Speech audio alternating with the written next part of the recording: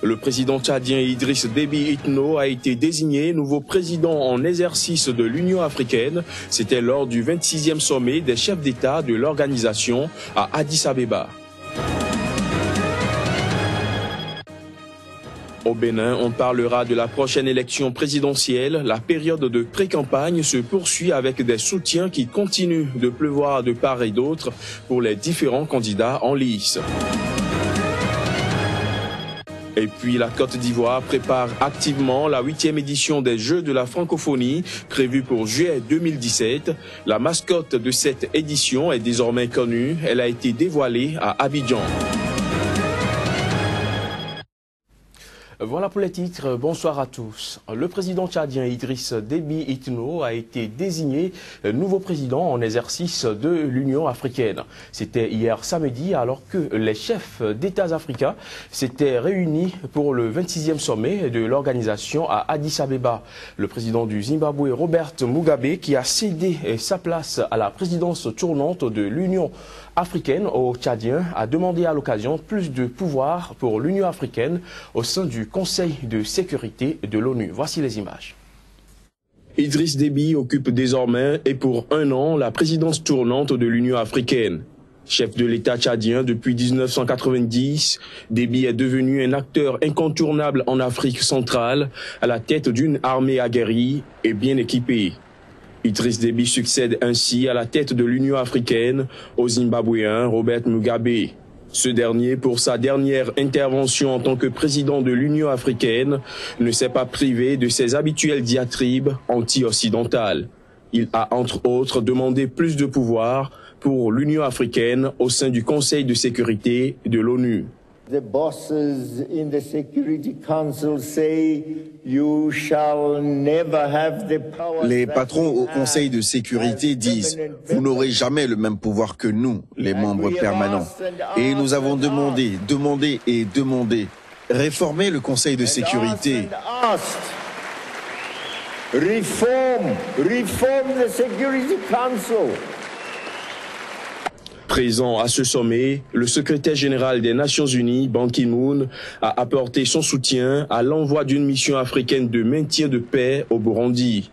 Lui emboîtant le pas, le nouveau président en exercice de l'Union africaine, Idriss Déby, a adhéré à la proposition. Le Conseil de paix et de sécurité de l'Union africaine, qui s'est réuni vendredi soir, était censé décider de l'envoi de soldats de l'Union africaine en terre burundaise. Mais après 4 heures de débat à huis clos, les dirigeants africains ne sont pas parvenus à trouver un terrain d'entente. En République démocratique du Congo, la majorité présidentielle est prête pour le dialogue national et ce sera avec ou sans le consentement de l'opposition. L'annonce a été faite par le secrétariat général de la majorité au cours d'un point de presse tenu à Kinshasa. Yayet Mavinga. La majorité présidentielle reste préoccupée aux questions politiques de l'heure en République démocratique du Congo.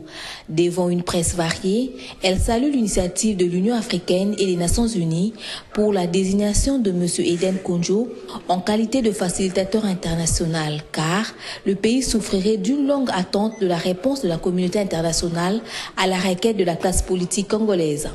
La majorité présidentielle pense que le moment est venu pour la réalisation du dialogue national. Bien que la matérialisation de cette initiative dépend du chef de l'État, Joseph Kabila Kabange, en sa qualité suprême, la majorité présidentielle, elle, est déjà prête quant à sa participation. Les participants et les membres du comité préparatoire seraient déjà connus. Selon André Atundu, porte-parole de cette mouvance appartenant au président de la République, le dialogue est un passage irréversible, aboutissant à la réalisation des élections libres et apaisées. Je crois que ceux qui sont pour le dialogue représentent une tendance assez essentielle et le président de la République devra prendre en âme et conscience ses responsabilités pour que le pays aille de l'avant. La majorité présidentielle lance cependant un appel nationaliste à la conscience républicaine et démocratique de ceux qui hésitent à rejoindre la dynamique nationale du dialogue pour le bien-être de la République démocratique du Congo.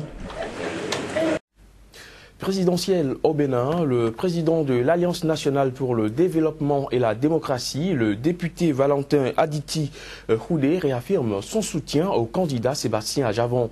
Il est allé mobiliser ses militants de la commune de Zé et s'assurer de leur détermination à mener le candidat au pouvoir au soir du 28 février prochain. Reportage.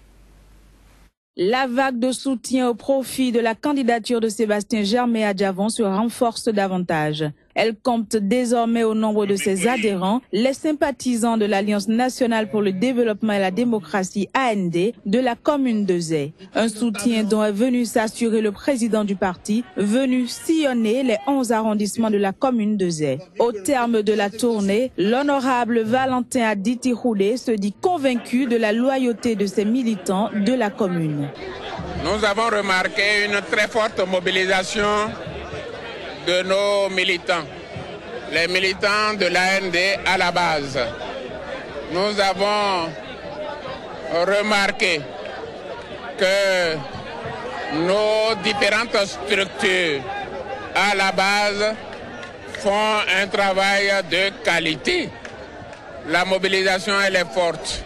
Ils sont prêts à défendre les points stratégiques de notre candidat, le candidat Sébastien Germain Adjavon. Que l'on veuille ou pas, Adjavon triomphera dans Zé. Adjavon triomphera dans Abomey-Calavi. Ce meeting était aussi une occasion pour le président de l'AND de rappeler quelques actions menées par son candidat. C'est le seul candidat qui connaît le seuil de pauvreté au Bénin, qui distille son bénéfice à ces populations en construisant des centres de santé, en construisant des écoles. Il a gratifié le Bénin d'une télévision nationale.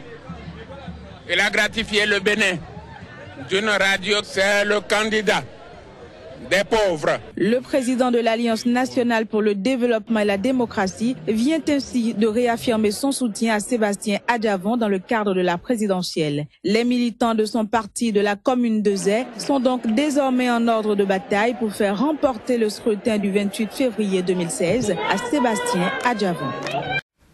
Et toujours dans la fièvre de la période des pré-campagnes au Bénin, le président de la CDP, la coalition pour le développement et la paix, Louya Kani, a réitéré son soutien à la candidature de Lionel Zinsou. Le colonel à la retraite s'engage en outre à battre campagne pour l'élection dès le premier tour du scrutin du candidat du régime au pouvoir. On l'écoute. Lors du dépôt de notre candidature, nous avons constaté une pléthore de candidatures. Nous étions 22e sur 48. Ainsi, après concertation avec les différents mouvements et associations de jeunes et de femmes sur l'ensemble du territoire national et des personnalités politico-administratives qui nous soutiennent, nous avions pris la décision de retirer notre candidature et pour soutenir celle du Premier ministre. En effet, rappelons-le, nous avions été les premiers à nous désister pour la cause de Lionel Zinsou.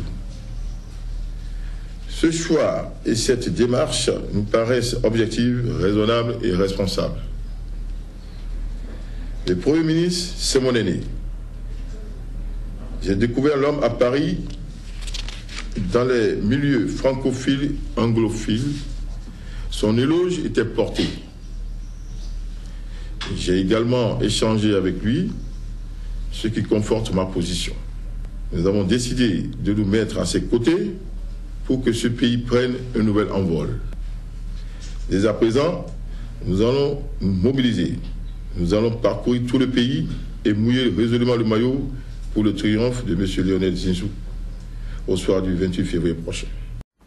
Autre actualité dans cette édition, au Gabon, la gestion coordonnée des frontières apparaît comme la solution idéale pour faire face au flux de voyageurs et de marchandises dans un contexte de bouleversement économique mondial. C'est à cette conclusion que les douaniers d'Afrique centrale sont parvenus pour atteindre l'objectif d'une douane performante dans cette région.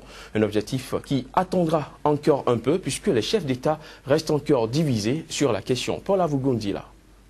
Alain-Paul Joubi au SAMI était on ne peut plus clair sur les objectifs assignés à cette journée.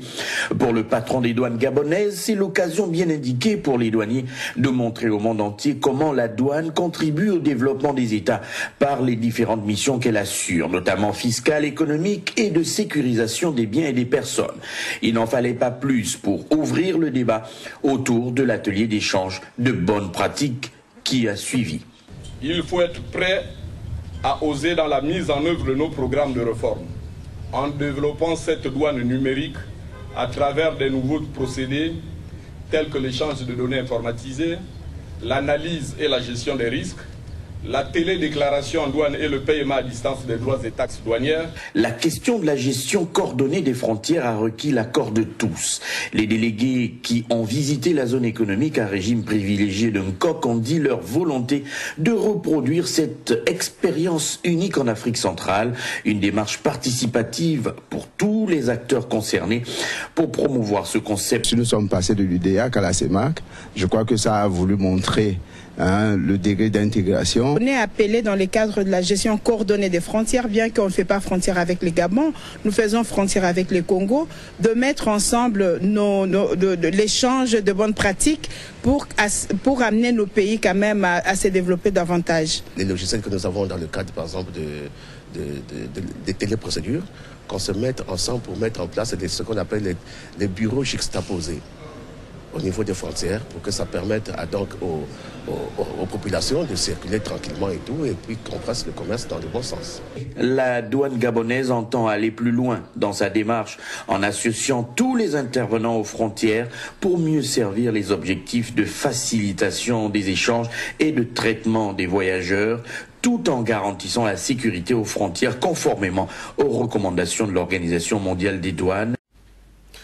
Abidjan accueillera du 21 au 30 juillet 2017 la 8e édition des Jeux de la francophonie, une manifestation d'envergure internationale regroupant tous les 4 ans près de 4000 jeunes athlètes issus des États membres de la francophonie. Dans ce cadre, la mascotte des Jeux d'Abidjan a été dévoilée. C'était à l'occasion d'une cérémonie qui a réuni tous les acteurs prenant part à l'organisation de la compétition. Reportage.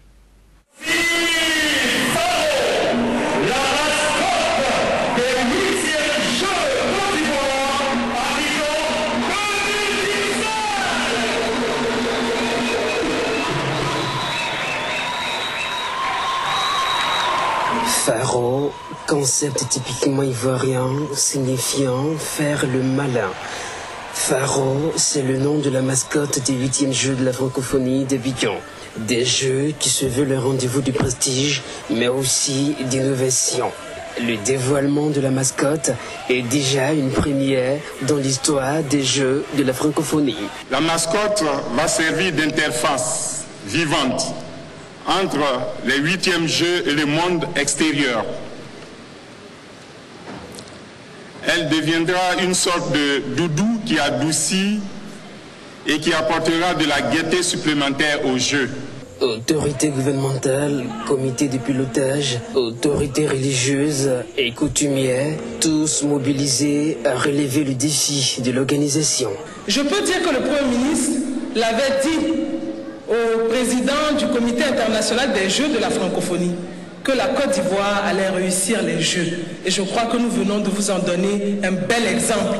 La cérémonie de dévoilement de la mascotte donne une impulsion nouvelle à la campagne de sensibilisation lancée au plan national et marque le lancement des travaux de construction et de rénovation des infrastructures devant accueillir les différentes délégations du 21 au 30 juillet 2017 sur le bord de la lagune des Briers à Abidjan.